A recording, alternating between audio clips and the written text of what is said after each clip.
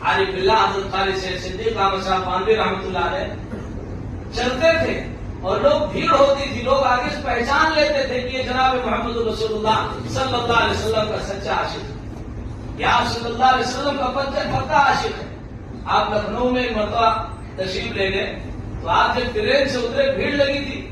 لوگ سوچ رہے تھے، حضرت مولانا زکریا صاحب شیخ الحدیث دارالعلوم ندوۃ العلماء